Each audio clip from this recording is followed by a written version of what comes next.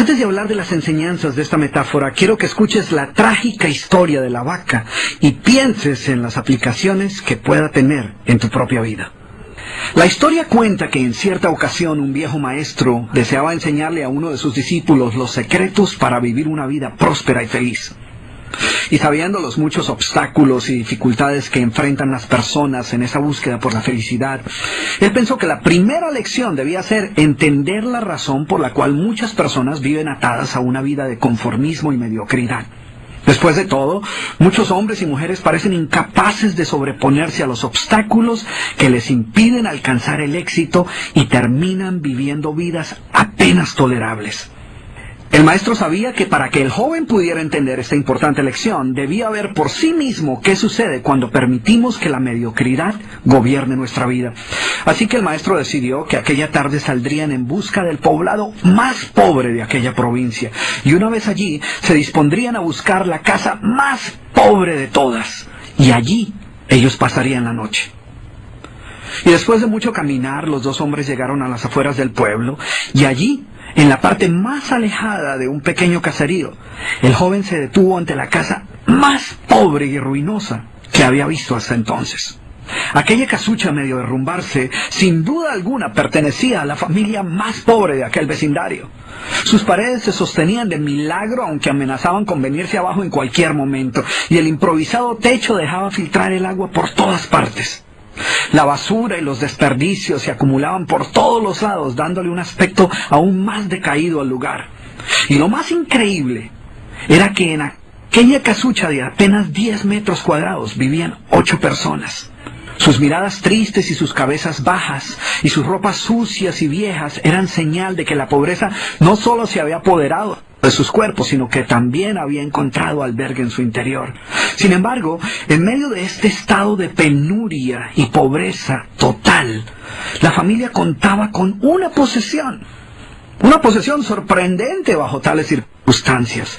Eran dueños de una vaca. Y aunque el animal no era gran cosa, como era su única posesión, no era de extrañar que la vida de aquella familia girara en torno al animal. Hay que darle de comer a la vaca, asegúrese que la vaca ha bebido suficiente agua, vaya y amarre la vaca, es hora de ordeñar la vaca. En fin, la vaca jugaba un papel de gran prominencia en la vida diaria de aquella familia, a pesar que la escasa leche que producía a duras penas era suficiente alimento para sobrevivir. No obstante, la vaca parecía servir un propósito mucho mayor. Era lo único que los separaba de la miseria total. Y en un lugar donde el infortunio y la escasez eran el pan de cada día, su vaca los hacía sentir que no estaban tan mal, porque sus vecinos eran igual de pobres, pero ellos no tenían vaca. Así que ellos pensaban, no podemos quejarnos, porque después de todo tenemos nuestra vaca. Y allí, en medio de la suciedad y el desorden, el maestro y su discípulo pasaron la noche. Al día siguiente, muy temprano, asegurándose de que no fueran a despertar a nadie, los dos viajeros se dispusieron a continuar su camino. El joven no estaba seguro de haber aprendido la lección que su maestro había querido enseñarle. Sin embargo, antes de emprender la marcha, el anciano maestro le dijo en voz baja: «Es hora de que aprendas la lección que vinimos a aprender».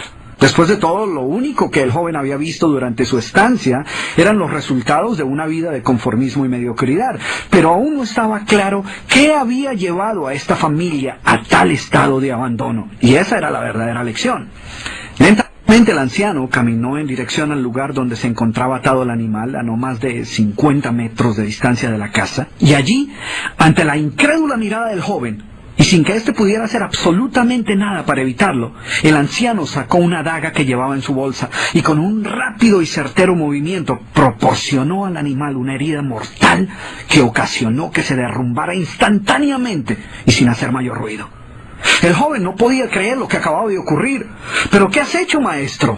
¿Qué lección es esta que para aprenderla requiere dejar a una familia en la ruina total? ¿Cómo has podido matar a esta pobre vaca que era su única posesión? ¿Qué va a suceder con ellos ahora?» Sin inmutarse ante la preocupación y la angustia de su joven discípulo, y sin hacer caso de sus interrogantes, el anciano se dispuso a continuar su marcha dejando atrás esa macabra escena. El estudiante no podía dejar de pensar que sus acciones habían condenado a muerte a aquella familia. ¿Qué otra suerte podía correr tras haber perdido su única posesión, su única fuente de sustento?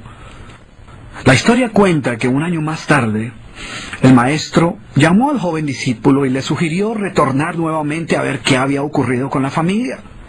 La sola mención del episodio fue suficiente para despertar en el joven el recuerdo del papel que él había jugado en la suerte de aquella pobre gente.